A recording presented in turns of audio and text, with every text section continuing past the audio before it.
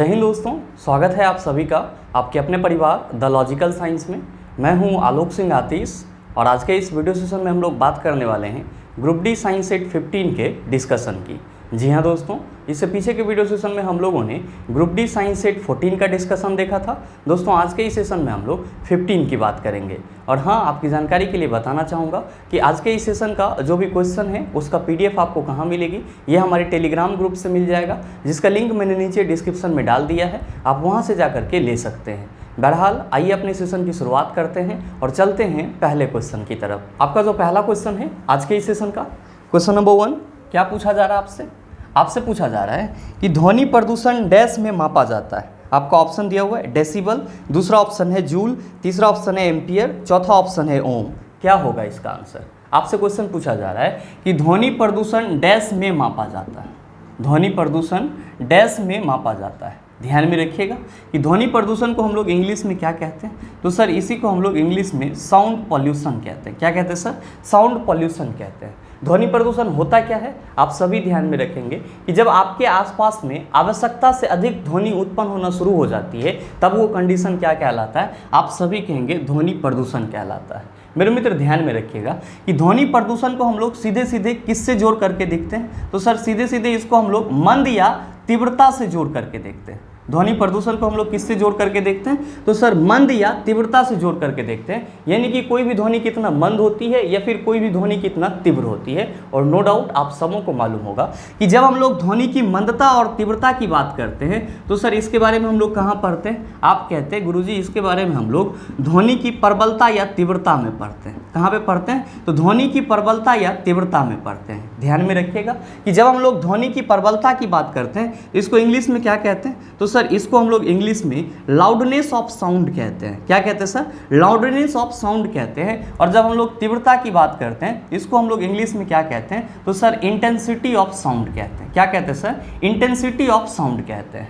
आप सभी कहेंगे कि सर जरा सा ये बताओ, ये जो हमारा ध्वनि की प्रबलता या तीव्रता है इसका ऐसा यूनिट क्या होता है? मेरे मित्र ध्यान में रखेंगे कि ध्वनि की तीव्रता या प्रबलता की ऐसा यूनिट की जब हम लोग बात करते हैं तो क्या कहते हैं कि सर इसका ऐसा यूनिट होता है माइक्रोवाट पर मीटर स्क्वायर। क्या होता है सर? माइक्रोवाट पर मीटर स्क्वायर। साथ ही ध्यान में रखेंगे कि ध्वनि की तीव्रता का प्रयोगात्मक मात्रक क्या होता है? ध्वनि की तीव्रता का प्रयोगात्मक मात्रक क्या होता है? आप सभी कहेंगे कि सर इसका प्रयोगात्मक मात्रक बेल होता है। क्या होता है सर? बेल होता है। और ध्यान में रखिएगा कि बेल के 10वें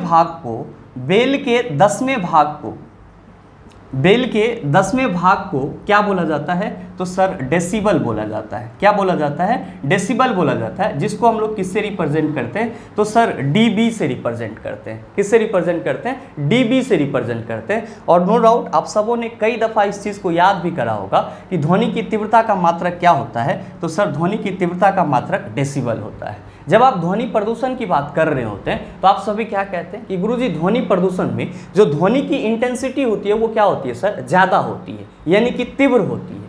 तो जब आप ये कह रहे हैं कि ध्वनि प्रदूषण में ध्वनि की इंटेंसिटी यानी कि ध्वनि की तीव्रता ज़्यादा होती है, तो आप ये बताइए कि ध्वनि प्रदूषण को आप कैसे मापेंगे, तो सर ध्वनि की तीव्रता से मापेंगे। ध्वनि की तीव्रता का यूनिट आप क्या कहते हैं, तो सर डेसिबल कहते हैं। तो आप ये बताइए कि ध्वनि प्रदूषण का यूनिट क्या हो जाएगा? आप सभी कहेंगे सर डेसिबल ही हो जाएगा। क्या हो जाएगा? डेसिबल ही हो जाएगा। तो आप बताइए सही आंसर क्या होगा? आप कहेंगे sir option number A is the right answer of this question. मेरे मित्र ध्यान में रखना कि WHO के अनुसार यानी कि वर्ल्ड हेल्थ ऑर्गेनाइजेशन, जिसको हम लोग हिंदी में क्या कहते हैं? विश्व स्वास्थ्य संगठन कहते हैं। तो विश्व स्वास्थ्य संगठन के अनुसार 45 डेसिबल तक की जो ध्वनि है, विश्व स्वास्थ्य संगठन के अनुसार 45 डेसिबल तक की जो ध्वनि है वो मानव के लिए क्या होती है सर? सर्वोत्तम होती है। मानव के लिए क्या होती है सर? सर्वोत्तम होती है। साथ ही साथ ध्यान में रखेंगे कि 75 डेसिबल से ऊपर का जो ध्वनि होता है वो क्या होता है? मानव के लिए हानिकारक होता है। 75 डेसिबल से ऊपर का जो ध्वनि होता है वो मानव के लिए क्या होता है? हानिकारक होता है। साथ ही साथ ध्यान में रखेंगे कि 85 डेसिबल की जो ध्वनि होगी वो मानव को क्या कर सकता है, तो सर बहरा बना सकता है। क्या कर सकता है? बहरा बना सकता है। और अगर ध्वनि की तीव्रता 150 डेसिबल हो जाए, ध्वनि की तीव्रता कितना हो जाए सर, 150 डेसिबल हो जाए, तब आदमी क्या हो जाएगा, तो आप सभी कहेंगे सर आदमी पागल हो जाएगा। ये चीज़ भी आप ध्यान में रखिएगा कि विश्व स्वास्थ्य संगठन के अनुसार मानव के लिए कितना डेसिबल का ध्वनि सर्वोत्तम माना जाता है, आप सभी कहेंगे 45 डेसिबल का ध्वनि सर्वोत्तम माना जाता है।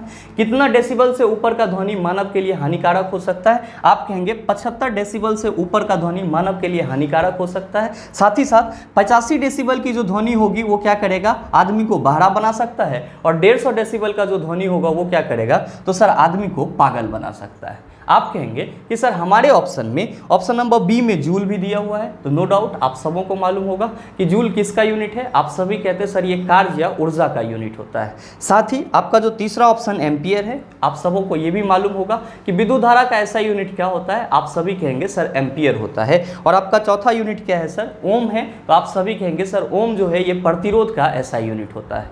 उम्मीद करते हैं समझ पाए होंगे।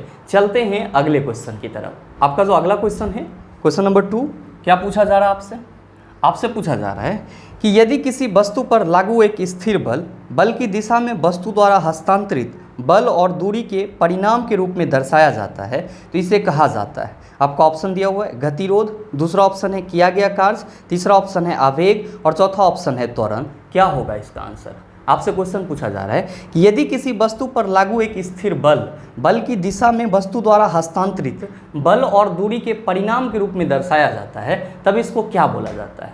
मेरे मित्र आपसे क्वेश्चन करा जा रहा है कि अगर कोई वस्तु है, मान लीजिए कि ये आपका कोई वस्तु है और इस पे कोई F स्थिर बल कार्य कर रहा है, तो जैसे ही इस पे F स्थिर बल लगता है तो वस्तु क्या हो जा रहा है सर, हस्तांतरित हो जा रहा है। ध्यान दीजिएगा, हस्तांतरित होने का मतलब क्या हुआ कि वस्तु अपना जगह परिवर्तन कर रहा है। तो जब भी कोई चीज़ अपना जगह परिवर्तन करेगा तो कुछ ना कुछ दूरी कवर करेगा। तो मान लेते हैं कि जब इस वस्तु पर F स्थिर बल लगा तो वस्तु ने कितना दूरी कवर कर लिया सर, तो S दूरी कवर कर लिया। आपसे क्या क्वेश्चन पूछा जा रहा है, आपसे क्वेश्चन पूछा जा रहा है कि जब वस्तु पर F स्थिर बल लगेगा और वस्तु हस्तांतरित होकर के S दूरी कवर कर लेगी तब बल गुना दूरी का जो परिणाम होगा वो क्या कहलाएगा, तब बल गुना दूरी का जो परिणाम होगा वो क्या कहलाएगा। मेरे मित्र आप सभी क्या कहते हैं, आप सभी कहते हैं कि सर जब भी किसी वस्तु पर बल लगता है और वस्तु कुछ ना कुछ दूरी कवर करती है तब उस सेंस में बल और दूरी का जो गुणनफल होता है वो क्या होता है, तो सर किया गया कार्य होता है। और हम लोग क्या पढ़ते रहते हैं, तो सर हम लोग पढ़ते रहते हैं कि कार्य इक्वल टू क्या होता है, तो सर कार्य इक्वल टू बल गुना दूरी होता है।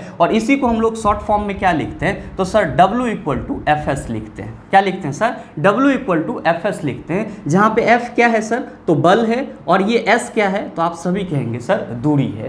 तो आपसे जो क्वेश्चन पूछा जा रहा है कि यदि किसी वस्तु पर लागू एक स्थिर बल की दिशा में वस्तु द्वारा हस्तांतरित बल और दूरी के परिणाम के रूप में दर्शाया जाता है तो इसे कहा जाता है, आप सभी क्या कहेंगे, किया गया कार्य कहा जाता है। तो ध्यान में रखिएगा कि कार्य जो है वो आपका कौन सा राशि है, आप सभी कहेंगे कि सर ये अदिश राशि है। कौन सी राशि है सर, अदिश राशि है। साथ ही साथ ध्यान में रखिएगा कि यहाँ पे क्वेश्चन में क्या कहा जा रहा था, क्वेश्चन में कहा जा रहा था कि वस्तु पर कोई F बल लग रहा है जिसके चलते वस्तु हस्तांतरित हो जा रही है और कुछ ना कुछ दूरी कवर कर रही है। तो आप सभी यहाँ पे देख पा रहे होंगे कि यहाँ पे बल और दूरी के बीच में कोई कोण नहीं बन रहा है, बल और दूरी के बीच में कोई कोण नहीं बन रहा है। तब हम लोगों ने कार्य के लिए क्या फार्मूला लिख दिया, आप कहेंगे बल गुना दूरी लिख दिया। लेकिन ध्यान में रखेंगे कि जब बल एवं विस्थापन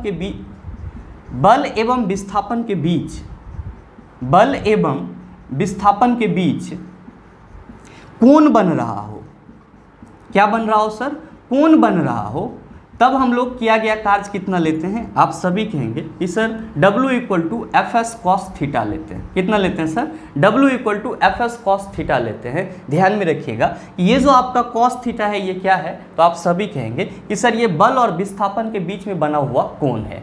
मेरे मित्र यहाँ पे आप cos थीटा के 3 वैल्यू को हमेशा अपने माइंड में रखेंगे, और वो 3 वैल्यू कौन कौन सा है, तो पहला आप ध्यान में रखिएगा कि cos 0 डिग्री का वैल्यू कितना होता है, 1 होता है। साथ ही साथ cos 180 डिग्री का वैल्यू कितना होता है, आप कहेंगे -1 होता है। और cos 90 डिग्री का वैल्यू कितना होता है, तो सर 0 होता है। ध्यान में रखिएगा कि जब बल और विस्थापन के बीच में 0 डिग्री का एंगल बन रहा होगा, जब बल और विस्थापन के बीच में 0 डिग्री का एंगल बन रहा होगा तो किया गया कार्य क्या होगा सर, धनात्मक होगा और मैक्सिमम मैक्सिमम होगा। जब बल और विस्थापन के बीच में 180 डिग्री का कोण बन रहा होगा तब किया गया कार्य क्या होगा, आप सभी कहेंगे ऋणात्मक होगा। और जब बल और विस्थापन के बीच में 90 डिग्री का कोण बन रहा होगा तो आप क्या कहेंगे कि गुरुजी किया गया कार्य क्या हो जाएगा, जीरो हो जाएगा। ये वैल्यू आप ध्यान में रखिएगा, आपके लिए बहुत ही इंपॉर्टेंट है। साथ ही साथ अगर आपसे कोई ये पूछ दे कि कार्य का यूनिट क्या होता है, आप सभी क्या कहेंगे कि गुरुजी कार्य का यूनिट जो है वो जूल होता है। आप सभी कहेंगे कि सर हमारे ऑप्शन में गतिरोध भी दिया हुआ है, तो ये गतिरोध क्या होता है। मेरे मित्र ध्यान में रखिएगा कि इसके नाम से ही स्पष्ट है कि कोई भी चीज जो गति में क्या कर रहा है सर, अवरोध उत्पन्न कर रहा है, वो क्या कहलाएगा, गतिरोध कहलाएगा। साथ ही आप कहेंगे हमारा तीसरा ऑप्शन है आवेग। आवेग क्या होता है, तो ध्यान में रखेंगे कि सर आवेग को हम लोग इंग्लिश में क्या कहते हैं, तो सर आवेग को हम लोग इंग्लिश में इम्पल्स कहते हैं। क्या कहते हैं, इम्पल्स कहते हैं। और इसके लिए फॉर्मूला क्या लिखते हैं, FT लिखते हैं। क्या फॉर्मूला लिखते हैं सर, FT लिखते हैं। ध्यान में रखेंगे कि आवेग को हम लोग डिफाइन कैसे करते हैं, तो हम सभी कहते हैं कि सर जब कोई भी बल किसी वस्तु पर थोड़े समय के लिए लगता है तो जितना बल लग रहा है और जितना समय के लिए लग रहा है, दोनों को जब हम लोग गुना कर देते हैं तो क्या मिल जाता है, तो सर आवेग मिल जाता है, इम्पल्स मिल जाता है। ध्यान में रखिएगा कि अगर आपसे कोई ये पूछे कि आवेग सदिश राशि है या अदिश राशि है, आप सभी क्या कहेंगे कि सर आवेग जो है वो सदिश राशि है। क्या है सर, सदिश राशि है। आप सभी कहेंगे कि सर हमारे ऑप्शन में त्वरण भी दिया हुआ है। ध्यान में रखेंगे कि त्वरण को इंग्लिश में हम लोग एक्सेलरेशन कहते हैं। और नो डाउट आप सबों को मालूम होगा कि एक्सेलरेशन को हम लोग ए से रिप्रेजेंट करते हैं। और हम लोग क्या कहते हैं कि सर ए इक्वल टू होता है v minus you by T. क्या होता है, v minus you by T. मेरे मित्र ध्यान में रखेंगे कि यहाँ पे जो v माइनस यू है, तो ये v क्या है, आप सभी कहेंगे सर ये अंतिम वेग है। और ये u क्या है, आप कहेंगे सर ये प्रारंभिक वेग है। और t क्या है, तो सर समय है। ध्यान में रखिएगा कि वेग में परिवर्तन की दर को हम लोग क्या कहते हैं, त्वरण कहते हैं। और इसीलिए आप इस फॉर्मूला को dv बटा dt भी लिख सकते हैं। क्या लिख सकते हैं सर, dv बटा dt भी लिख सकते हैं। साथ ही ध्यान में रखेंगे कि जो त्वरण है वो आपका कौन सा राशि है, आप सभी कहेंगे सर ये सदिश राशि है। और इसका ऐसा यूनिट क्या होता है, तो सर मीटर पर सेकंड स्क्वायर होता है। और इसी को हम लोग कैसे लिख सकते हैं, तो ms टू दी पावर -2 के रूप में भी लिख सकते हैं। साथ ही साथ ध्यान में रखेंगे कि अगर आपका कहीं पे त्वरण ऋणात्मक हो जाए, कहीं पे त्वरण क्या हो जाए सर, ऋणात्मक हो जाए, तो ऋणात्मक त्वरण को हम लोग क्या कहते हैं, तो सर ऋणात्मक त्वरण को हम लोग मंदन कहते हैं। ऋणात्मक त्वरण को क्या कहते हैं, मंदन कहते हैं, या इंग्लिश में इसी को क्या कहते हैं, रिटार्डेशन कहते हैं। उम्मीद करते हैं समझ पाए होंगे। चलते हैं अगले क्वेश्चन की तरफ। आपका जो अगला क्वेश्चन है, क्वेश्चन नंबर 3, क्या पूछा जा रहा है आपसे, आपसे पूछा जा रहा है कि किसी निश्चित ऊंचाई पर गतिमान किसी वस्तु के वेग को 4 गुना बढ़ा दिया जाए तो उस वस्तु की स्थितिज ऊर्जा में क्या परिवर्तन होगा। आपका ऑप्शन दिया हुआ है, स्थितिज ऊर्जा नियत रहेगी। दूसरा ऑप्शन है स्थितिज ऊर्जा अपने मूल मान की आधी हो जाएगी। तीसरा ऑप्शन है स्थितिज ऊर्जा 2 गुनी हो जाएगी। और चौथा ऑप्शन है स्थितिज ऊर्जा अपने मूल मान की 4 गुनी हो जाएगी। क्या होगा इसका आंसर। आपसे क्वेश्चन पूछा जा रहा है कि किसी निश्चित ऊंचाई पर वस्तु के वेग को 4 गुना बढ़ा दिया जा रहा है तो वस्तु की स्थितिज ऊर्जा क्या होगी। मेरे मित्र आप सभी क्या कहेंगे, आप सभी कहेंगे कि गुरुजी स्थितिज ऊर्जा के लिए फॉर्मूला होता है mgh। स्थितिज ऊर्जा जिसको हम लोग इंग्लिश में क्या कहते हैं, तो सर इसको हम लोग इंग्लिश में पोटेंशियल एनर्जी कहते हैं। क्या कहते हैं, पोटेंशियल एनर्जी कहते हैं। शॉर्ट फॉर्म में कैसे रिप्रेजेंट करते हैं, PE से रिप्रेजेंट करते हैं। और हम लोग क्या कहते हैं कि PE इक्वल टू होता है mgh। क्या होता है सर, mgh। इसका मतलब ये हुआ कि जो आपका स्थितिज ऊर्जा है वो किस किस चीज़ पर निर्भर करता है, आप सभी कहेंगे वस्तु के द्रव्यमान पर निर्भर करता है। ये जी क्या है, तो गुरुत्वीय त्वरण है, तो गुरुत्वीय त्वरण पे डिपेंड करेगा। और साथ ही साथ ये h क्या है, तो सर ऊंचाई है, यानी कि वस्तु की जो स्थितिज ऊर्जा होगी वो किस पे डिपेंड करेगी, तो सर ऊंचाई पे भी डिपेंड करेगी। साथ ही साथ आप सभी क्या कहते हैं कि सर जो वस्तु की गतिज ऊर्जा होती है, जो वस्तु की गतिज ऊर्जा होती है जिसको हम लोग इंग्लिश में क्या कहते हैं, तो सर इसको हम लोग इंग्लिश में काइनेटिक एनर्जी कहते हैं। क्या कहते हैं, काइनेटिक एनर्जी। और शॉर्ट फॉर्म में हम लोग ke से रिप्रेजेंट करते हैं। और ke इक्वल टू क्या होता है, हाफ mv स्क्वायर होता है, जहां पे m क्या है, वस्तु का द्रव्यमान है, और v क्या है, वस्तु का वेग है। और आप सभी क्या कहते हैं कि सर वस्तु की जो गतिज ऊर्जा होती है वो किस पे डिपेंड करती है, तो वस्तु के वेग पर डिपेंड करती है। वस्तु की गतिज ऊर्जा किस पे डिपेंड करती है, वस्तु के वेग पर डिपेंड करती है। जबकि स्थितिज ऊर्जा जो है वो द्रव्यमान, गुरुत्वीय त्वरण और ऊंचाई सब पे निर्भर करती है। आपसे क्वेश्चन क्या पूछा जा रहा है, क्वेश्चन पूछा जा रहा है कि किसी निश्चित ऊंचाई पर गतिमान किसी वस्तु के वेग को 4 गुना बढ़ा दिया जाए तो उस वस्तु की स्थितिज ऊर्जा में क्या परिवर्तन होगा। जरा सा आप ये बताओ कि आप यहाँ स्थितिज ऊर्जा में कहीं भी वेग का डिस्कशन देख रहे हैं, वेग की चर्चा देख रहे हैं, आप कहेंगे सर नहीं देख रहे हैं। जब हमको स्थितिज ऊर्जा बढ़ाना ही होगा या स्थितिज ऊर्जा में परिवर्तन करना ही होगा, या तो हम वस्तु के द्रव्यमान में परिवर्तन करेंगे या फिर ऊंचाई में परिवर्तन करेंगे। वेग में परिवर्तन करेंगे तो स्थितिज ऊर्जा में कोई परिवर्तन होगा? आप कहेंगे बिल्कुल नहीं। इसका मतलब क्या हुआ कि आपसे जो क्वेश्चन करा जा रहा है कि जब निश्चित ऊंचाई पर वस्तु के वेग को 4 गुना कर दिया जाएगा तो वस्तु की स्थितिज ऊर्जा क्या होगी? आप सभी कहेंगे कि सर वस्तु की स्थितिज ऊर्जा यहाँ पे नियत रहेगी, जबकि गतिज ऊर्जा क्या हो जाएगी? बढ़ जाएगी। क्यों?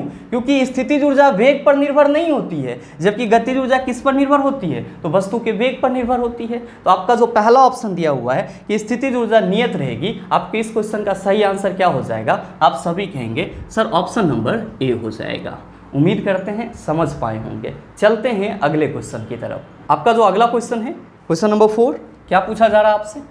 आपसे पूछा जा रहा है कि यदि कोई लड़का गैस से भरा गुब्बारा छोड़ता है जो ऊपर जाता है तो स्थितिज ऊर्जा होगी। आपका ऑप्शन है घटती है, दूसरा ऑप्शन है स्थिर रहती है, तीसरा ऑप्शन है अनंत रहती है और चौथा ऑप्शन है बढ़ती है। आपसे क्वेश्चन पूछा जा रहा है कि जब कोई लड़का गैस से भरा गुब्बारा छोड़ता है तो गुब्बारा ऊपर जाता है, तो इस सिचुएशन में जो गुब्बारे की स्थितिज ऊर्जा होगी वो क्या होगा? मेरे मित्र, आप सभी ने अभी जस्ट देखा है कि सर वस्तु की जो स्थितिज ऊर्जा होती है वो किस पर डिपेंड करती है? तो आप कहते हैं सर वस्तु की ऊंचाई पर डिपेंड करती है, वस्तु के द्रव्यमान पर डिपेंड करती है। यहाँ पे क्वेश्चन में क्या कहा जा रहा है कि कोई लड़का है जो गैस से भरा गुब्बारा क्या कर रहा है? छोड़ दे रहा है। तो गुब्बारा क्या होगा सर? ऊपर उठना शुरू हो जाएगा। जाहिर सी बात है कि गुब्बारा के द्वारा क्या किया जाएगा सर? ऊंचाई को कवर किया जाएगा। जब यहाँ पे ऊंचाई बढ़ेगा तो क्या बढ़ जाएगा सर? आप सभी कहेंगे कि गुरुजी गुब्बारा का स्थितिज ऊर्जा भी बढ़ जाएगा। गुब्बारा का क्या बढ़ जाएगा सर? स्थितिज ऊर्जा भी बढ़ जाएगा। तो आपसे जो क्वेश्चन पूछा जा रहा है कि यदि कोई लड़का गैस से भरा गुब्बारा छोड़ता है जो ऊपर जाता है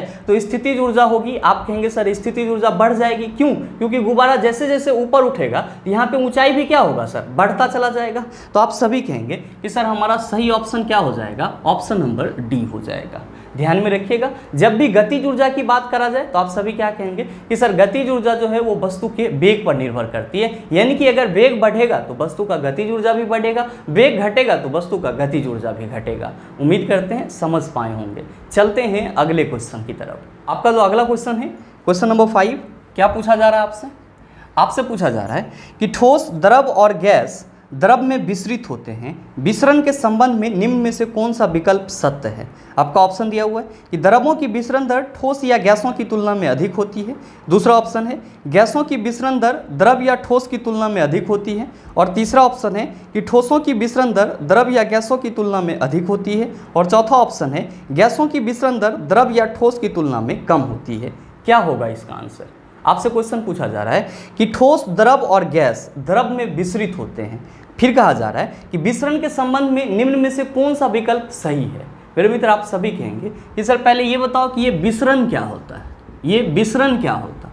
ध्यान में रखिएगा, इसी को हम लोग क्या कहते हैं इंग्लिश में? तो सर इसी को हम लोग इंग्लिश में डिफ्यूज़न कहते हैं। क्या कहते हैं? डिफ्यूज़न कहते हैं। और ध्यान में रखेंगे कि विसरण का सीधा सा मतलब होता है इंटरमिक्सिंग ऑफ पार्टिकल्स, यानी कि पदार्थ के कणों का आपस में मिल जाना या पदार्थ के कणों का आपस में मिलने की प्रक्रिया क्या कहलाती है? विसरण कहलाती है। या आप सभी ये भी कह सकते हैं कि सर जब पदार्थ के कण उच्च सांद्रण से निम्न सांद्रण की ओर चला जाता है तो ये प्रक्रिया क्या कहलाती है? विसरण कहलाती है, डिफ्यूज़न कहलाती है। ध्यान में रखेंगे कि जो विसरण है ये किस पे डिपेंड करता है? तो सर पदार्थ के अणुओं की गति पर डिपेंड करता है। विसरण किस पे डिपेंड करता है? तो पदार्थ के अणुओं की गति पर डिपेंड करता है। और आप सबों को मालूम है कि आपके पास पदार्थ का जो लोकप्रिय अवस्था है वो कितना है? आप सभी कहते हैं कि सर हमारे पास पदार्थ का लोकप्रिय अवस्था 3 है। कौन कौन सा? ठोस, द्रव और गैस।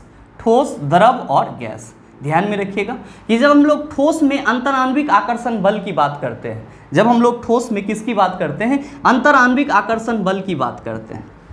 अंतराण्विक आकर्षण बल, जिसको हम लोग इंग्लिश में क्या कहते हैं? तो सर इसी को हम लोग इंग्लिश में इंटरमॉलिक्यूलर फोर्स ऑफ अट्रैक्शन कहते हैं। आप सभी क्या कहते हैं कि सर ठोस के कणों के बीच में अंतराण्विक आकर्षण बल क्या होता है? ज़्यादा होता है। क्या होता है सर? ज़्यादा होता है, जिसके चलते ठोस के जो अणु होते हैं वो आपस में मजबूती से बंधे हुए रहते हैं। इसी के चलते जो ठोस के कण होते हैं वो तेज़ी से मूव नहीं कर पाते हैं, गति नहीं कर पाते हैं। और हम लोग कहते हैं कि सर ठोस में जो है वो विसरण की जो प्रक्रिया होती है, यानी कि जो विसरण दर होती होती है वो क्या होती है, कम होती है। ठोस में विसरण दर क्या होती है सर, कम होती है। साथ ही साथ आप सभी कहते हैं कि गुरुजी द्रव में जो IMF होता है, ध्यान में रखिएगा, IMF मैंने यहाँ पे शॉर्ट फॉर्म में लिख दिया है, इसी का फुल फॉर्म क्या होता है, तो सर इसका फुल फॉर्म हम लोग लेते हैं intermolecular force of attraction, intermolecular force of attraction. तो जो आपका द्रव होता है इसमें इंटरमॉलिक्यूलर फोर्स ऑफ अट्रैक्शन क्या होता है, आप सभी कहते हैं कि गुरुजी द्रव में जो इंटरमॉलिक्यूलर फोर्स ऑफ अट्रैक्शन होता है वो ठोस की अपेक्षा कम होता है। क्या होता है सर, ठोस की अपेक्षा इसमें कम होता है। तो जाहिर सी बात है कि जब यहाँ पे इंटरमॉलिक्यूलर फोर्स ऑफ अट्रैक्शन अणुओं के बीच में कम होगा तो इसके जो कण होंगे वो ठोस की अपेक्षा ज़्यादा तेजी से मूव करेंगे। इसका मतलब ये हुआ कि ठोस की अपेक्षा द्रव में जो विसरण दर होगा, ठोस की अपेक्षा द्रव में जो विसरण दर होगा वो क्या होगा, ज़्यादा होगा। क्या होगा सर, ज़्यादा होगा। साथ ही साथ ध्यान में रखिएगा कि जब हम लोग गैसियस अवस्था के अणुओं के इंटरमॉलिक्यूलर फोर्स ऑफ अट्रैक्शन की बात करते हैं तो हम सभी क्या कहते हैं कि गुरुजी गैस में जो इंटरमॉलिक्यूलर फोर्स ऑफ अट्रैक्शन होता है वो बिल्कुल ही नग्न माना जाता है, यानी कि गैस के अणुओं के बीच जो आपका अंतराण्विक आकर्षण बल लगता है वो क्या होता है सर, बहुत ही कम बल लगता है। क्या लगता है सर, बहुत ही कम बल लगता है। इसका मतलब ये हुआ कि जो गैस के कण होते हैं या जो गैस के अणु होते हैं वो बहुत तेजी से एक जगह से दूसरे जगह जा पाते हैं। तो जाहिर सी बात है कि गैस का जो विसरण दर होगा यानी कि डिफ्यूजन रेट होगा वो क्या होगा, ठोस और द्रव की अपेक्षा सबसे ज्यादा होगा। ठोस और द्रव की अपेक्षा क्या होगा सर, सबसे ज्यादा होगा। तो जो आपसे क्वेश्चन पूछा जा रहा है कि ठोस द्रव और गैस द्रव में विसरित होते हैं, विसरण के संबंध में निम्न में से कौन सा एक विकल्प सत्य है। आपका पहला ऑप्शन दिया है द्रवों की विसरण दर ठोस या गैसों की तुलना में अधिक होती है, आप कहेंगे सर बिल्कुल ही गलत है। आपका दूसरा ऑप्शन दिया है कि गैसों की विसरण दर द्रव या ठोस की तुलना में अधिक होती है, आप सभी कहेंगे सर अभी जस्ट हम लोगों ने देखा है कि जब ठोस में विसरण दर होती है कम होती है, जबकि द्रव में ठोस की अपेक्षा विसरण दर ज्यादा होती है, जबकि गैस में ठोस और द्रव दोनों की अपेक्षा विसरण दर क्या होती है, सबसे ज्यादा होती है। तो आप बताइए सही आंसर क्या हो जाएगा। आप सभी कहेंगे sir option number B is the right answer of this question. उम्मीद करते हैं समझ पाए होंगे। चलते हैं अगले क्वेश्चन की तरफ। आपका जो अगला क्वेश्चन है क्वेश्चन नंबर 6, बड़ा ही आसान सा सवाल आपसे पूछा जा रहा है कि यदि दो क्रमिक शीर्षों के बीच की दूरी L है तो उनकी तरंगदैर्घ्य को व्यक्त किया जा सकता है। आपका ऑप्शन दिया हुआ है L/2, दूसरा ऑप्शन है L/4, तीसरा ऑप्शन है 2L और चौथा ऑप्शन है L। क्या होगा इसका आंसर। आपसे क्वेश्चन करा जा रहा है कि यदि दो क्रमिक शीर्षों के बीच की दूरी L है तो इसके तरंगदैर्घ्य को किससे व्यक्त किया जाएगा। मेरे मित्र ध्यान में रखिएगा, यहाँ पे किसकी बात की जा रही है, तो आप कहेंगे सर शीर्ष की बात की जा रही है। तो जाहिर सी बात है कि जब शीर्ष की बात होगी तो गर्त भी होगा। शीर्ष को हम लोग इंग्लिश में क्या कहते हैं, क्रेस्ट कहते हैं। गर्त को इंग्लिश में हम लोग क्या कहते हैं, ट्रफ कहते हैं। और आप सबों को मालूम होना चाहिए कि शीर्ष और गर्त के रूप में आपका कौन सा तरंग चलता है। आप सभी कहते हैं कि गुरुजी शीर्ष और गर्त के रूप में अनुप्रस्थ तरंग चलता है। कौन सा तरंग चलता है, अनुप्रस्थ तरंग, जिसको हम लोग इंग्लिश में क्या कहते हैं, तो सर इसी को हम लोग इंग्लिश में ट्रांसवर्स वेव कहते हैं। क्या कहते हैं सर, ट्रांसवर्स वेव कहते हैं। ध्यान में रखिएगा कि जब हम लोग बात करते हैं अनुप्रस्थ तरंग के प्रोपेगेशन की तो हम लोग क्या कहते हैं कि सर अनुप्रस्थ तरंग जो है वो हमारा कुछ इस तरह से चलता है। अनुप्रस्थ तरंग हमारा कुछ इस तरह से चलता है। मेरे मित्र ध्यान में रखिएगा कि ये वाला जो पार्ट है ये क्या कहलाता है, तो सर ये वाला पार्ट शीर्ष कहलाता है और ये जो पार्ट है ये क्या कहलाता है, आप सभी कहते हैं सर गर्त कहलाता है। ध्यान में रखेंगे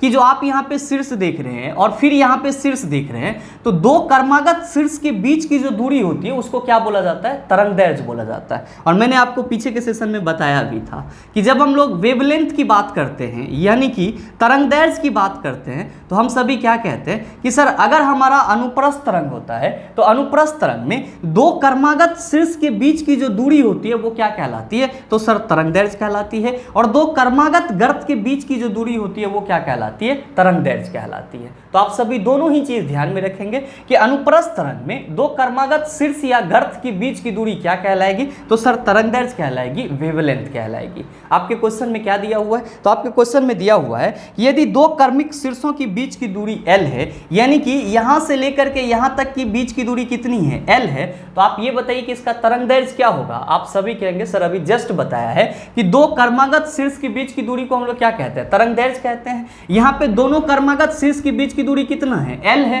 तो तरंग दैर्ध्य कितना हो जाएगा? आप कहेंगे सर L ही होगा। तरंग दैर्ध्य कितना होगा? L ही होगा। तो आप बताइए सही आंसर क्या हो जाएगा? आप सभी कहेंगे sir option number D is the right answer of this question. मेरे मित्र ध्यान में रखिएगा, अगर आपसे ये क्वेश्चन पूछा जाए कि अनुदैर्ध्य तरंग किस रूप में चलता है, तो आप सभी क्या कहेंगे कि सर अनुदैर्ध्य तरंग संपीड़न और विदलन के रूप में चलता है। अनुदैर्ध्य तरंग किस रूप में चलता है सर? तो संपीड़न और विदलन के रूप में चलता है। और जब हम लोग अनुदैर्ध्य तरंग के लिए तरंग दैर्ध्य को परिभाषित करते हैं तो क्या कहते हैं? हम सभी कहते हैं कि दो कर्मागत संपीड़न और दो कर्मागत विदलन के बीच की दूरी क्या कहलाती है? तो सर तरंग दैर्ध्य कहलाती है। किसके लिए? तो सर अनुदैर्ध्य तरंग के लिए, यानी कि लॉन्गिट्यूडिनल वेव के लिए।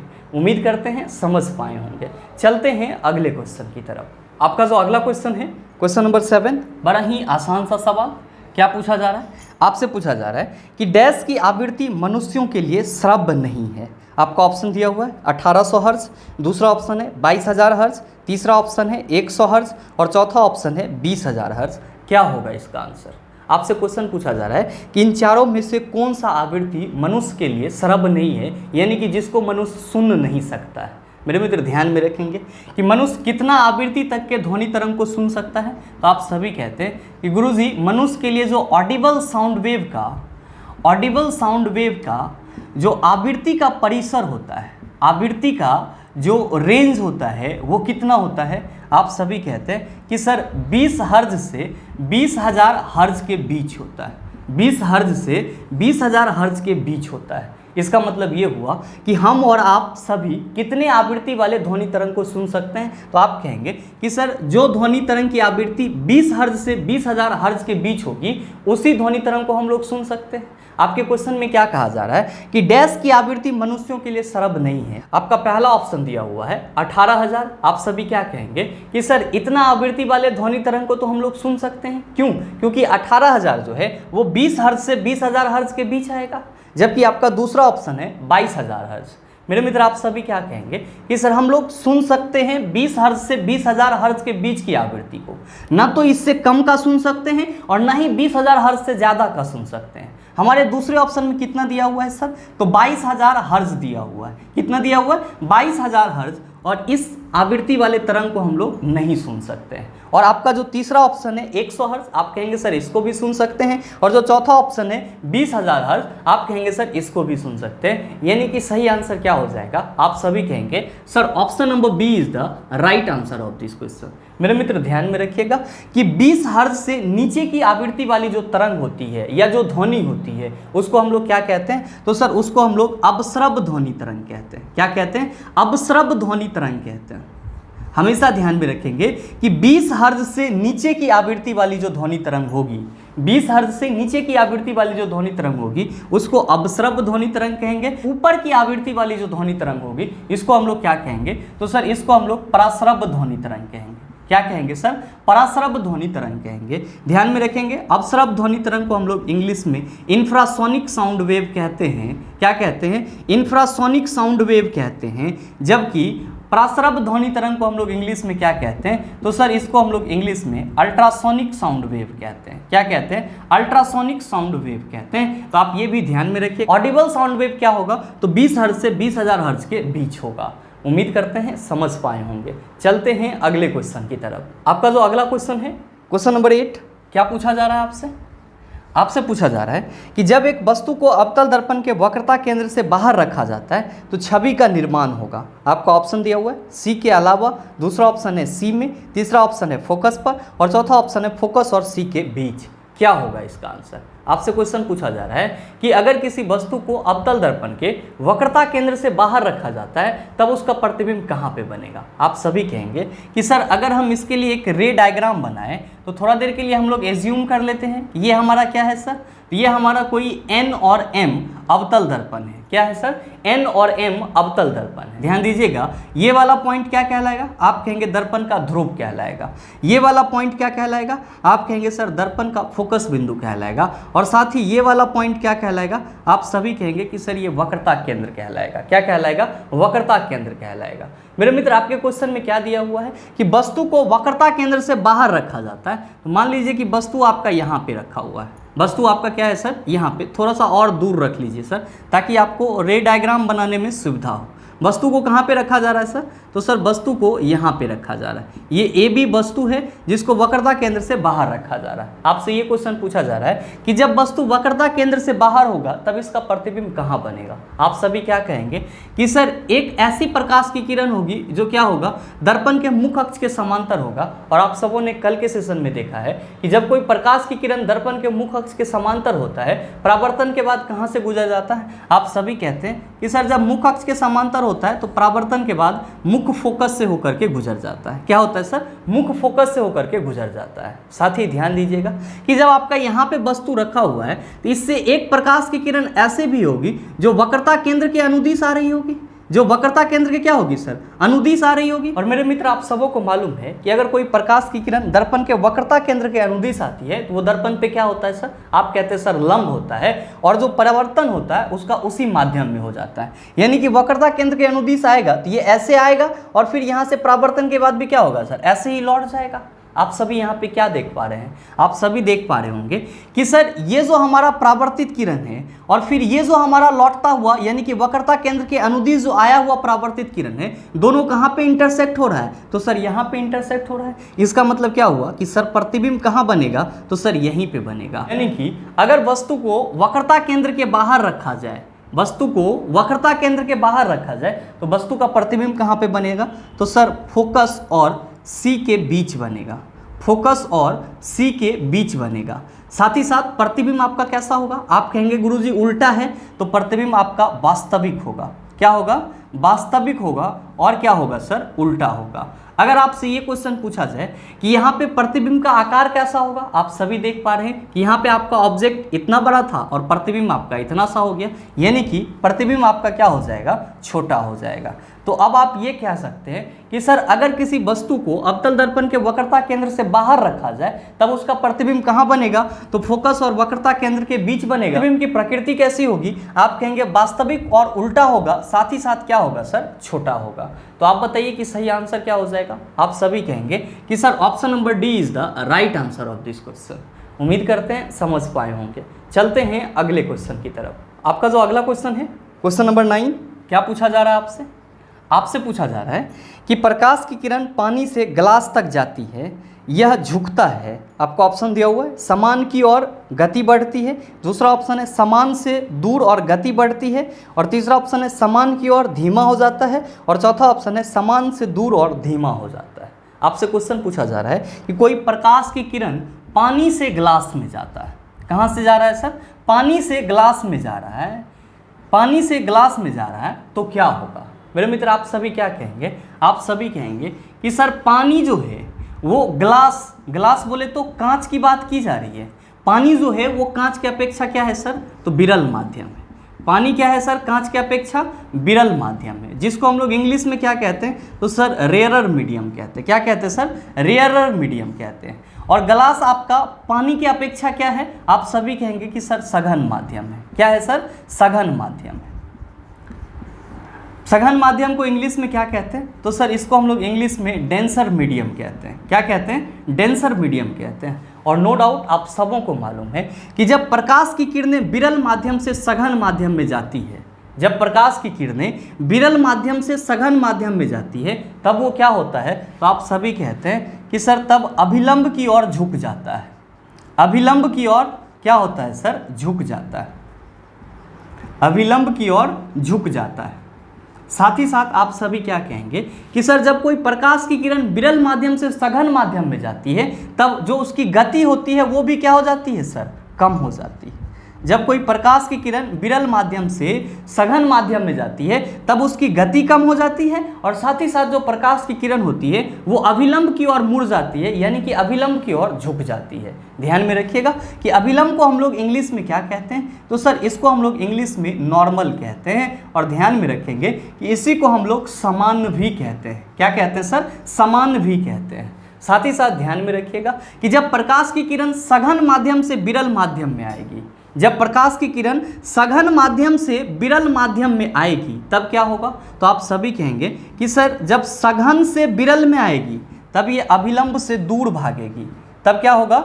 अभिलंब से दूर भागेगी, अभिलंब से दूर भागेगी। साथ ही साथ प्रकाश की गति विरल माध्यम में क्या होगी, आप कहेंगे सर ज़्यादा होगी। क्या होगी? ज़्यादा होगी। अब आइए आप अपने क्वेश्चन पे, क्या पूछा जा रहा है कि प्रकाश की किरण पानी से ग्लास तक जाती है, यानी कि विरल माध्यम से सघन माध्यम में जाती है, तो कहा जा रहा है कि यह झुकता है। आपका पहला ऑप्शन दिया हुआ है समान की ओर गति बढ़ती है। आप कहेंगे सर ये समान की ओर झुकता है, यानी कि अभिलंब की ओर तो झुकता है, लेकिन जैसे ही सघन माध्यम में जाएगा तो उसकी तो गति कम हो जाएगी, जबकि हमारे पहले ऑप्शन में दिया हुआ कि गति बढ़ती है। सर ये तो गलत हो जाएगा। दूसरा आपका ऑप्शन क्या है कि समान से दूर और गति बढ़ती है। आप कहेंगे सर जब प्रकाश की किरण सघन माध्यम से विरल माध्यम में आएगी तब अभिलंब से दूर भागेगी, यानी कि जो आपका दूसरा ऑप्शन है सर वो भी गलत है। आपका जो तीसरा ऑप्शन है उसमें क्या कहा जा रहा है कि समान की ओर धीमा हो जाता है। आप सभी कहेंगे कि सर बिल्कुल ही सही है। क्यों? क्योंकि जब प्रकाश की किरण विरल माध्यम से सघन माध्यम में जाती है तो अभिलंब की ओर झुक जाती है। अभिलंब को ही हम लोग क्या कहते हैं? सामान्य कहते हैं। तो समान की ओर झुक जाती है और साथ ही साथ सघन माध्यम में इसकी गति क्या हो जाती है? कम हो जाती है। तो आप बताइए सही आंसर क्या होगा? आप सभी कहेंगे sir option number C is the right answer of this question. उम्मीद करते हैं समझ पाए होंगे। चलते हैं अगले क्वेश्चन की तरफ। आपका जो अगला क्वेश्चन है क्वेश्चन नंबर 10, क्या पूछा जा रहा है आपसे? आपसे पूछा जा रहा है कि विद्युत चुंबकीय प्रेरण क्या है। आपका ऑप्शन दिया हुआ है कॉइल और चुंबकीय क्षेत्र के बीच सापेक्ष गति के कारण विद्युत धारा का उत्पादन। दूसरा है कॉइल और चुंबकीय क्षेत्र के बीच सापेक्ष गति के कारण विद्युत स्थैतिक बल का उत्पादन। और तीसरा है कॉइल और चुंबकीय क्षेत्र के बीच स्थैतिक धारा के कारण विद्युत धारा का उत्पादन। और चौथा है प्रेरण मोटर और चुंबकीय क्षेत्र के बीच सापेक्ष गति के कारण विद्युत धारा का उत्पादन। क्या होगा इसका आंसर? आपसे क्वेश्चन पूछा जा रहा है कि विद्युत चुंबकीय प्रेरण क्या है। विद्युत चुंबकीय प्रेरण क्या है? मेरे मित्र ध्यान में रखिएगा, इसी को इंग्लिश में क्या कहते हैं? तो सर इसी को हम लोग इंग्लिश में इलेक्ट्रोमैग्नेटिक इंडक्शन कहते हैं। इलेक्ट्रोमैग्नेटिक इंडक्शन कहते हैं। साथ ही ध्यान में रखेंगे कि विद्युत चुंबकीय प्रेरण के बारे में किसने बताया था? तो सर माइकल फैराडे ने बताया था। किसने बताया था? माइकल फैराडे ने बताया था। और माइकल फैराडे ने क्या बताया था? इन्होंने बताया था कि अगर किसी बंद लूप के अंदर कोई चुंबकीय छड़ को क्या किया जाए सर? गति में लाया जाए। किसी चुंबकीय छड़ को गति में लाया जाए तब क्या होगा? तो सर प्रेरित धारा उत्पन्न होगी। ध्यान दीजिएगा कि इन्होंने जो एक्सपेरिमेंट करा था उसमें क्या करा था? तो सर इन्होंने एक लूप बनाया था और इस लूप को क्या करा था उन्होंने? तो सर परिपथ के साथ जोड़ दिया था, सर्किट के साथ जोड़ दिया था। साथ ही साथ इस सर्किट में इन्होंने क्या करा? यहाँ पे एक गैल्वेनोमीटर लगाया। क्या लगाया सर? गैल्वेनोमीटर लगाया। और फिर इन्होंने क्या करा? तो सर इस लूप के अंदर एक चुंबकीय छड़ को बार बार अंदर ले जाते थे और बार बार बाहर ले आते थे। इस चुंबकीय छड़ को क्या करते थे सर? इस लूप के अंदर बार बार अंदर ले जाते थे और बार बार बाहर लाते थे। तो आप सभी कहेंगे कि सर जब इस चुंबकीय छड़ को बार बार यहाँ पे लाएंगे और इससे बाहर ले जाएंगे तो जाहिर सी बात है कि इस लूप और चुंबकीय छड़ के बीच में क्या होगा? आप कहेंगे सर सापेक्षिक गति होगा। क्या होगा सर? सापेक्षिक गति होगा। तो ध्यान दीजिएगा कि जब ये बार बार अंदर ले गए और बाहर ले आए तो इन्होंने क्या देखा कि जैसे ही ये चुंबकीय छड़ इसके अंदर आता है तो गैल्वेनोमीटर में क्या होता है? डेविएशन हो रहा होता है, विचलन हो रहा होता है। इन्होंने बताया कि जब चुंबकीय छड़ और लूप के बीच में सापेक्षिक गति होती है तो गैल्वेनोमीटर में डेविएशन होता है, जो ये बताता है कि इस परिपथ से क्या हो रहा है? विद्युत धारा उत्पन्न हो रहा है। और यहाँ पे जो विद्युत धारा उत्पन्न हो रहा है वो कौन सी धारा है? तो इन्होंने बताया कि ये प्रेरित धारा है। क्या है सर? प्रेरित धारा है। और इसका इन्होंने क्या नाम दिया? तो सर इलेक्ट्रोमैग्नेटिक इंडक्शन नाम दिया, विद्युत चुंबकीय प्रेरण नाम दिया। तो आप सभी ये कह सकते हैं कि सर विद्युत चुंबकीय प्रेरण जो है वो कॉइल और चुंबकीय क्षेत्र के बीच सापेक्षिक गति के कारण उत्पन्न प्रेरित धारा है। तो आपसे जो क्वेश्चन पूछा जा रहा है कि विद्युत चुंबकीय प्रेरण क्या है, आप सभी कहेंगे कि सर हमारे इस क्वेश्चन का सीधा सीधा आंसर क्या हो जाएगा, ऑप्शन नंबर ए हो जाएगा। मेरे मित्र, आपके एग्जाम में एक और क्वेश्चन पूछा जाता है कि ट्रांसफार्मर निम्नलिखित में से किस सिद्धांत पर कार्य करता है। आप सभी क्या कहेंगे कि गुरुजी ट्रांसफार्मर जो है वो विद्युत चुंबकीय सिद्धांत पर काम करता है। ट्रांसफार्मर किस सिद्धांत पे काम करता है, तो विद्युत चुंबकीय प्रेरण सिद्धांत पर काम करता है। विद्युत चुंबकीय प्रेरण की खोज किसने करा, तो आप कहेंगे माइकल फैराडे ने करा। उम्मीद करते हैं समझ पाए होंगे। चलते हैं अगले क्वेश्चन की तरफ। आपका जो अगला क्वेश्चन है, क्वेश्चन नंबर 11, क्या पूछा जा रहा है आपसे? आपसे पूछा जा रहा है कि जब मेंस मुख्य तार से ली गई विद्युत धारा 20 एम्पीयर से अधिक हो तो अतितापन होकर के आग लग सकती है, इसे क्या कहा जाता है? आपका ऑप्शन है विद्युत प्रघात, दूसरा ऑप्शन है विद्युत भारण, तीसरा ऑप्शन है अति भारण और चौथा ऑप्शन है अधितापन। क्या होगा इसका आंसर?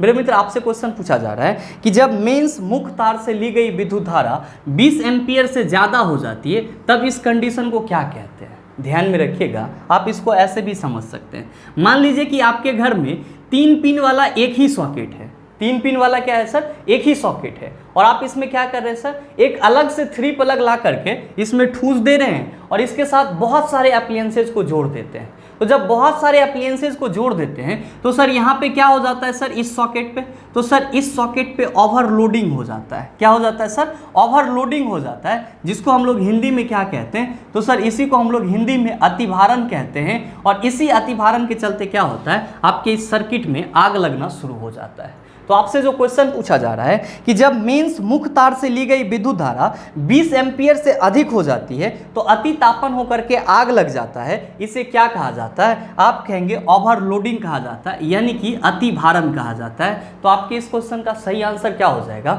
आप कहेंगे सर ऑप्शन नंबर सी हो जाएगा। साथ ही ध्यान में रखिएगा कि जब हम लोग शॉर्ट सर्किट की बात करते हैं, किसकी बात करते हैं सर? शॉर्ट सर्किट की बात करते हैं। इसको हम लोग हिंदी में क्या कहते हैं, तो सर इसको हम लोग हिंदी में लघु पथन कहते हैं। क्या कहते हैं सर? लघु पथन कहते हैं।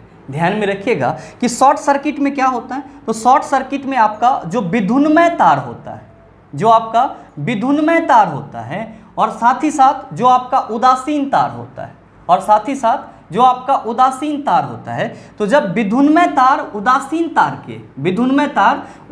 तार के संपर्क में आ जाता है तो क्या होता है, बहुत जोर से आवाज होती है और स्पार्किंग होता है, और इसी को हम लोग क्या कहते हैं? शॉर्ट सर्किट कहते हैं, यानी कि हिंदी में क्या कहते हैं सर? लघु पथन कहते हैं। तो जब भी आपसे इस बात का चर्चा करा जाए कि ओवरलोडिंग क्या होता है, तो आप सभी क्या कहेंगे कि किसी भी परिपथ में लगे हुए अप्लायंसेस के द्वारा आवश्यकता से अधिक धारा खींचना क्या कहलाएगा? अतिभारण, ओवरलोडिंग कहलाएगा। और जब हम लोग शॉर्ट सर्किट की बात करेंगे तो हम लोग क्या कहेंगे कि जब हमारा मेन वायर किसके साथ सट जाएगा?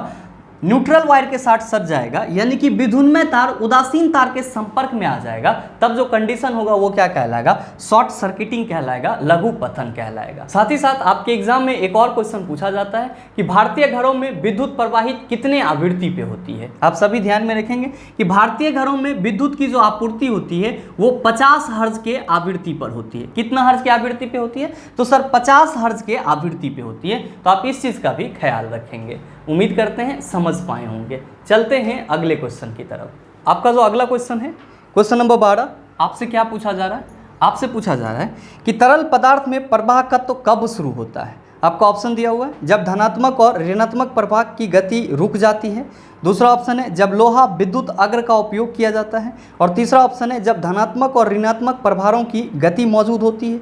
और चौथा ऑप्शन है जब उपकरण से एक प्रतिरोध जुड़ा होता है। क्या होगा इसका आंसर? आपसे क्वेश्चन पूछा जा रहा है कि तरल पदार्थ में प्रवाहकत्व कब शुरू होता है, यानी कि सीधे सीधे आप ये समझिए, आपसे ये क्वेश्चन पूछा जा रहा है कि किसी भी लिक्विड सब्सटेंस से इलेक्ट्रिसिटी कब प्रवाहित होती है? क्या पूछा जा रहा है क्वेश्चन कि किसी भी लिक्विड सब्सटेंस से इलेक्ट्रिसिटी कब प्रवाहित होती है?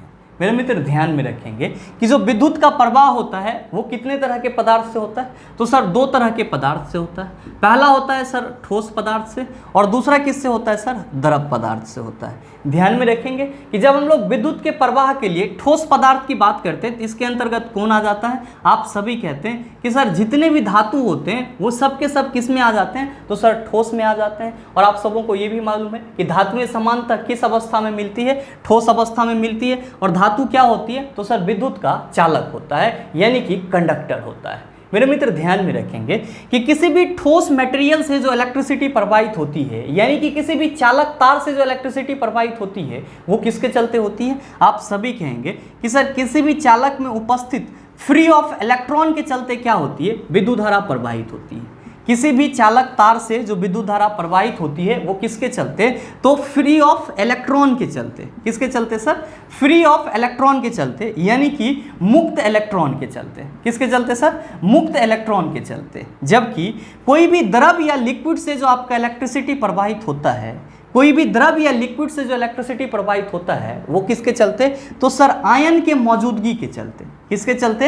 आयन के मौजूदगी के चलते। मेरे मित्र ध्यान में रखेंगे, यहाँ पे आयन किसको बोला जा रहा है? तो सर यहाँ पे आयन पॉजिटिव और निगेटिव चार्ज को बोला जा रहा है। किसको बोला जा रहा है? पॉजिटिव और निगेटिव चार्ज को बोला जा रहा है। इसका मतलब ये हुआ कि अगर किसी चालक तार से विद्युत प्रवाहित होगा तो वो उस चालक तार में उपस्थित मुक्त इलेक्ट्रॉन के चलते होगा, और अगर किसी लिक्विड से इलेक्ट्रिसिटी पास होगी तो वो किसके चलते? तो सर उस लिक्विड में उपस्थित आयन के चलते होगी। और आयन किसको बोलते हैं? तो सर पॉजिटिव और निगेटिव चार्ज को क्या बोला जाता है? आयन बोला जाता है। साथ ही साथ एक और खास बात ध्यान में रखिएगा कि अगर कोई भी लिक्विड आपका क्या कर रहा है? इलेक्ट्रिसिटी का अपने में से होकर के कंडक्शन कर रहा है, तो उस लिक्विड के अंदर किस चीज की प्रॉपर्टीज होगी? तो आप कहेंगे सर वो लिक्विड या तो एसिडिक होगा, या तो क्या होगा सर? एसिडिक होगा, या फिर बेसिक नेचर वाला होगा। क्या होगा सर? या तो एसिडिक नेचर वाला होगा या फिर बेसिक नेचर वाला होगा। साथ ही साथ आप ये भी कह सकते हैं कि सर वो सॉल्ट भी हो सकता है। क्या हो सकता है? सॉल्ट भी हो सकता है। और आप इन तीनों ही कंडीशन में किसकी बात करते हैं? तो सर आयन की बात करते हैं। आप कहते हैं सर एसिडिक सॉल्यूशन होगा तो H+ आयन होगा,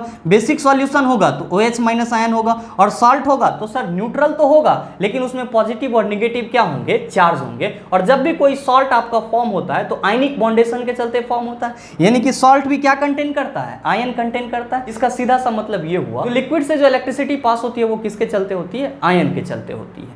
तो आपसे जो क्वेश्चन पूछा जा रहा है उसका सही आंसर क्या होगा? आप सभी कहेंगे sir option number C is the right answer of this question. मेरे मित्र ध्यान में रखेंगे कि जिस लिक्विड से आपका इलेक्ट्रिसिटी पास किया जाता है उसको क्या बोला जाता है? तो सर उसको इलेक्ट्रोलाइट बोला जाता है। क्या बोला जाता है? इलेक्ट्रोलाइट बोला जाता है। ये भी आपके एग्जाम दृष्टिकोण से इंपॉर्टेंट है, आप इसका भी ख्याल रखिएगा कि जिस किसी भी लिक्विड से इलेक्ट्रिसिटी पास की जाती है उसको क्या बोला जाता है? इलेक्ट्रोलाइट बोला जाता है। मेरे मित्र उम्मीद करते हैं यहाँ तक के जितने भी क्वेश्चन थे उसको आप आसानी से समझ पाए होंगे। अब इस टाइप का प्रश्न अगर आपको दोबारा दे दिया जाए तो आप उसका जवाब भी आसानी से दे सकते हैं। आज के इस सेशन को हम लोग यहीं तक रखते हैं। आज के इस सेशन में हम लोगों ने सेट नंबर 15 का 1 से लेकर के 12 तक के क्वेश्चन को सॉल्व करा। दोस्तों इसके अगले पार्ट में हम लोग 13 से 25 तक की बात करेंगे। और हाँ, ध्यान में रखिएगा कि अगले पार्ट के लिए आपको ज़्यादा देर तक वेट नहीं करना है, कल सुबह आपका अगला पार्ट भी अपलोड हो जाएगा। साथ ही उम्मीद करते हैं कि ये वीडियो आपको अच्छा लगा होगा। अगर आपको वीडियो अच्छा लगा तो वीडियो को लाइक कीजिएगा, ज़्यादा से ज़्यादा शेयर कीजिएगा, और हाँ, अगर आप चैनल पे नए हैं तो सब्सक्राइब करके बेल आइकन दबा लीजिएगा ताकि इस तरह के एग्जाम रेलेवेंट वीडियो का नोटिफिकेशन सबसे पहले आपके पास पहुँचे और आप उसको सबसे पहले देख पाओ। मिलते हैं फिर अगले सेशन में, तब तक के लिए best of luck. Thank you, have a nice day.